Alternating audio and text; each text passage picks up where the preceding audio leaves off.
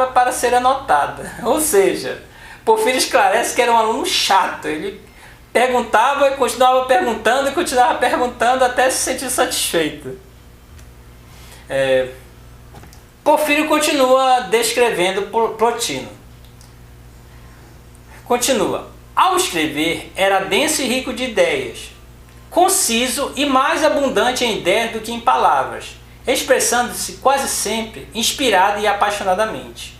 Em seus escritos estão misturados de modo imperceptível tanto as doutrinas estoicas quanto as peripatéticas, e também estão condensados os temas da metafísica de Aristóteles. Eu tenho certeza que essa parte aqui faz parte da tradução, porque Aristóteles não usava esse termo metafísica. Então deve ser a tradução de Baracá, essa parte aqui. Não lhe passou despercebido nenhum teorema, como se diz, geométrico, nem aritmético, nem mecânico, nem óptico, nem musical. Mas não estava preparado para exercer essas ciências. Nas reuniões, liam-lhe os comentários, fosse os de Sevério, ou de Crônio, ou de Numênio, ou de Gaio, ou de Ático, e entre os peripatéticos, os de Apásio, de Alexandre, e de Adrasto, e daqueles que eram pertinentes. Contudo, deles não tomava absolutamente nada, mas era original e independente em sua especulação, carregando o espírito de Amônio Sacas em suas investigações. Ele concluía rapidamente e, dando em poucas palavras o sentido de uma teoria profunda, levantava-se. Como eram as aulas, né? Quando lhe foram lidos os tratados sobre os princípios e Filarcaio, quer dizer, amante da antiguidade, de Longino, ele disse: Longino é filólogo, mas jamais filósofo. Certa vez, tendo Orígenes comparecido a uma reunião, Orígenes era colega de Plotino na escola de Amônio Sacas, tá? Plotino ruborizou e queria levantar-se, mas quando solicitado por Orígenes a falar, disse que o palestrante perde o ânimo quando vê que falará para pessoas que já conhecem o que há de dizer. E assim, após breve conversa, retirou-se. Baracá tem uma nota sobre isso. Ele fala que, cronologicamente, essa inesperável visita de seu antigo condiscípulo se situa naturalmente nos primeiros anos de docência em Roma, quando Plotino seguia em suas classes as explicações ouvidas de Amônio, bem conhecidas de Orígenes. Daí o rubor de Plotino. Então, às vezes a gente precisa de alguém para explicar essa nota. Continuando. Quando eu, Porfírio, em uma celebração a Platão, li meu poema O Sagrado Matrimônio, como nele muitas coisas estavam escritas em linguagem mistéricas, inspirada e de modo velado, alguém disse que Porfírio estava louco, mas Plotino disse que fosse ouvido por todos.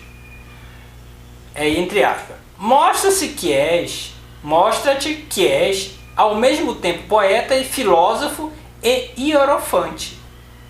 E quando o retor Diófanes leu sua apologia de Alcibíades do banquete de Platão, sustentando que, pelo bem do aprendizado da virtude, era preciso entregar-se ao intercurso com o mestre quando este desejasse a união sexual, Plotino se agitou, levantando-se muitas vezes com a intenção de abandonar a reunião.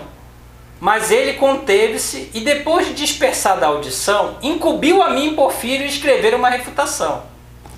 Nota de Baracá: o tratado sobre o amor não é certamente uma refutação ad hominem, mas não deixa de ser uma tentativa de estabelecer princípios corretos, segundo Plotino, para uma interpretação do banquete.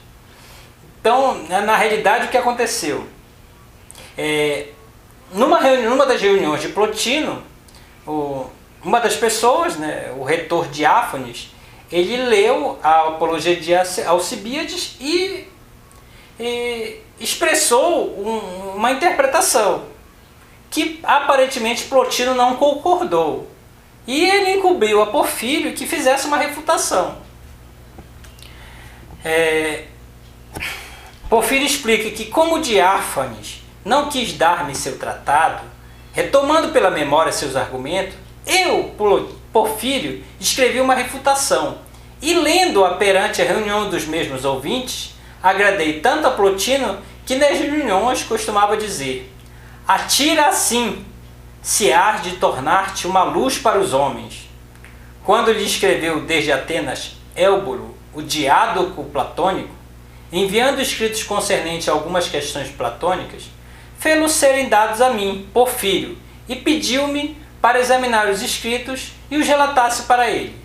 Ocupava-se Plotino também das tabelas relativas aos astros, de modo não inteiramente matemáticos, mas tratou das conclusões dos genetriólogos com maior acribia. Averiguando a insustentabilidade de sua enunciação, não hesitou em refutar muitas doutrinas deles em seus escritos. Ou seja, mostra que assim, Plotino ele procurava entender as doutrinas da época para depois falar sobre elas. É isso aqui. Continuando. Havia em seu tempo muitos cristãos e também outros sectários de uma seita derivada da antiga filosofia, adeptos de Adélfio e de Aquilino, que possuíam muitíssimos escritos de Alexandre Olíbio, de Filócomo, de Demostrato e de Lido, e que apresentavam apocalipses de Zoroastro, de Zostriano, de Nicoteu, de Alógenes, de Messa e de outros tais, que estando eles mesmo enganados, a muito enganavam, dizendo que Platão não alicerçara o profundo da essência inteligível. Por isso Plotino mesmo não fez muitas refutações a eles, nas reuniões, mas também escreveu o tratado que intitulamos Contra os Gnósticos. Aqui eu lembro outro ponto que mostra que era Porfírio que dava título às obras de Plotino. Ó, ele fala que ele escreveu um tratado que intitulamos Contra os Gnósticos. Viu? Porfírio dava título aos tratados de Plotino, deixando a nós a tarefa de criticar as doutrinas restantes.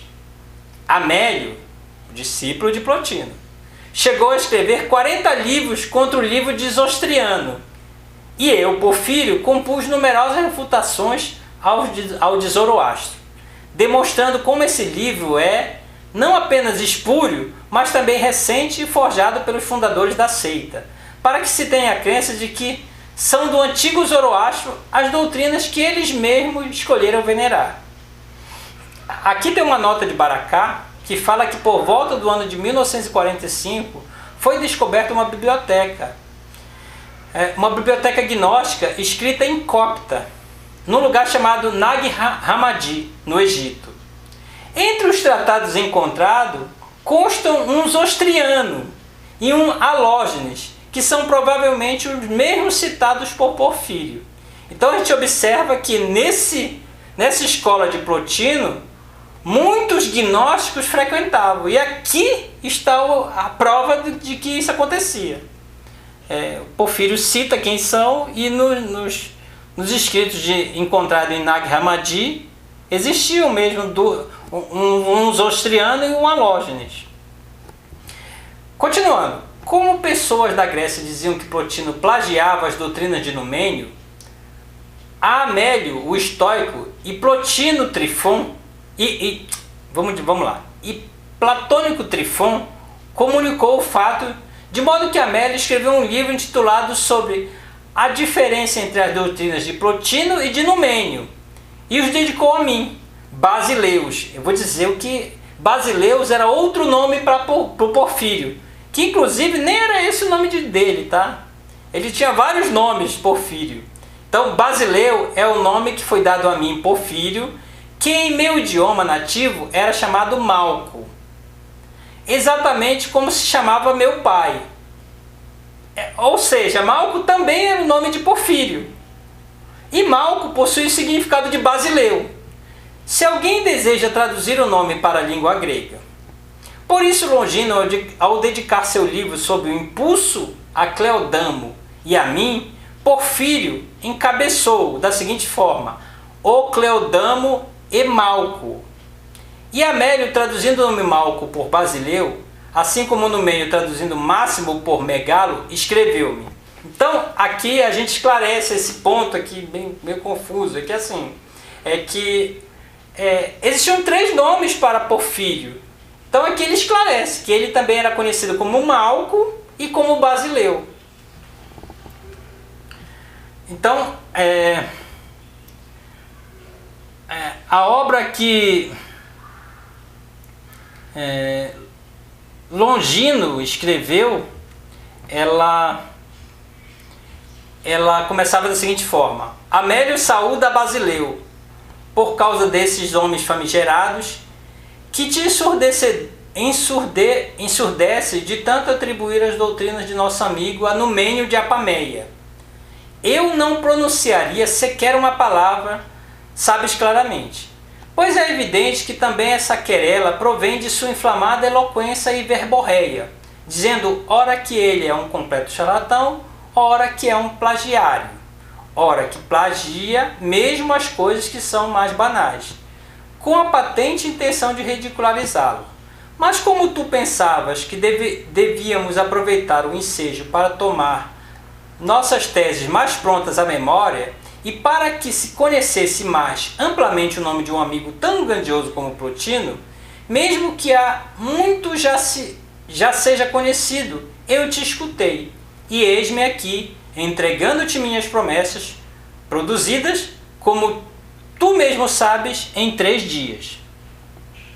Contudo, uma vez que não resultam da comparação de suas doutrinas, nem são, portanto, compilações ou seleções, mas lembranças de encontro antigo, e que estão organizadas tal como primeiramente me ocorria cada uma, é preciso que agora encontre de tua parte uma justa indulgência, sobretudo porque não é fácil captar as intenções desse homem, que alguns tentam levar à concordância conosco, pelo fato de que suas opiniões sobre os mesmos temas, como parece, são diferentes em suas diferentes obras.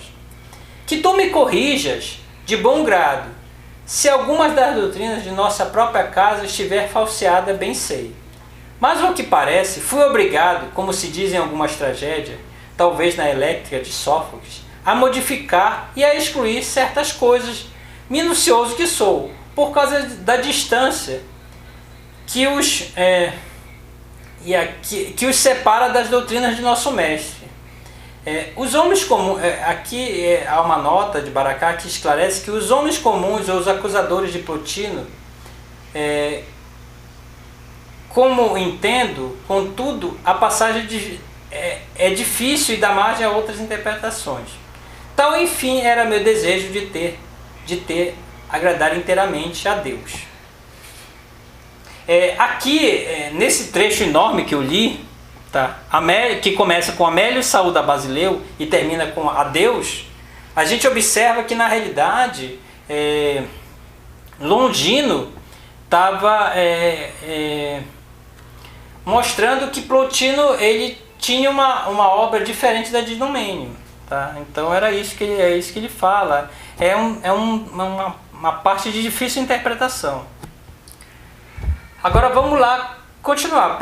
Porfírio continua, agora ele falando. Fui levado a inserir essa carta não apenas para atestar que as pessoas de então, contemporâneas a Plotino, pensavam que ele plagiava as doutrinas de Numênio, mas também que as consideravam um completo charlatão, que o depreciavam porque não compreendia o que dizia e porque ele se isentava de todo o teatro sofístico e de pretensão, porque nas reuniões parecia conversar e a ninguém evidenciava rapidamente as necessidades lógicas tomadas em seu raciocínio. Sensação semelhante experimentei eu, Porfírio, quando o ouvi pela primeira vez. Por isso apresentei uma refutação escrita, tentando demonstrar que o inteligível é exterior ao intelecto. Ele fez Amélio lê-la e, quando lida, disse sorrindo: cabe a ti, Amélio, solver as aporias em que ele caiu por desconhecimento de nossas doutrinas. Amélio, então, escreveu um livro nada pequeno quanto as aporias de Porfírio. E Porfírio escreveu uma nova refutação ao que ele escrevera. Mas Amélio também respondeu a ela, de modo que eu, Porfírio, compreendendo com dificuldade o que era dito na tréplica, mudei de opinião e escrevi uma palinódia. Uma palinódia é uma retratação, escrita num pequeno poema daquilo que se disse em outro, que leu em aula. E desde então confiaram-me os tratados de Plotino. Incitei o professor mesmo à ambição de explicar e de escrever mais intensamente seus pensamentos. Não apenas isso, mas também em Amélio despertei o desejo de escrever. Olha que curioso. Também a opinião de Longino, que Longino tinha sobre Plotino, especialmente a partir das coisas que eu assinalava ao escrever-lhes, evidenciará esse trecho da carta que me escreve nesses tons. Pois, pedindo-me que deixasse a Sicília e rumasse até ele, na Fenícia, e que levasse os tratados de Plotino, disse: E tu, trata de nos enviar, quando te pareça bom, ou melhor, traze-mos, pois não me absteria de pedir-te que prefiras o caminho que vens em nossa direção ao que leva a outrem, mesmo que não seja por outra razão. Pois que sabedoria poderias esperar de nós ao chegares? Que seja pelo menos por causa de nossa antiga amizade, e pelo ar que é maxime conveniente a essa debilidade corporal de que falas, e por algum outro motivo que porventura considere. Mas de mim não esperes nenhum escrito mais recente, nem tampouco os que dizes ter pedido entre os antigos. Pois a escassez de copista por aqui é tamanha que, pelos deuses, estando eu todo esse tempo à busca dos tratados de Plotino que me faltavam, com dificuldade os consegui, depois de afastar meus secretários de suas tarefas habituais e ordenar que ele se dedicasse exclusivamente a essa. Aqui eu faço um pequeno esclarecimento que mostra que outras pessoas também tinham tratados de Plotino. Tá? Por isso que talvez ele seja um pouco diferente. Longino aqui explica que ele também tinha um tratado de Plotino. Deve ser aqueles 21 que Plotino escreveu inicialmente.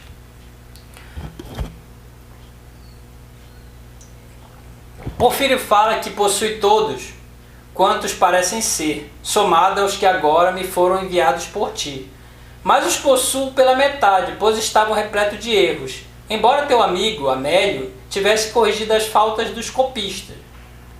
Ele devia ter outras coisas mais proveitosas para fazer do que a supervisão. Portanto, não vejo de que modo eu possa servir-me deles para estudar, embora esteja imensamente desejoso de examinar os tratados sobre a alma e sobre o ente. Esses são, com efeito, os que contêm mais faltas.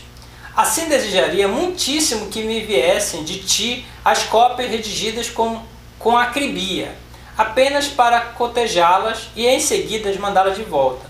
Contudo, mais uma vez, lhe farei o mesmo apelo, que não apenas me envie, mas que principalmente tu mesmo venhas, portando-os.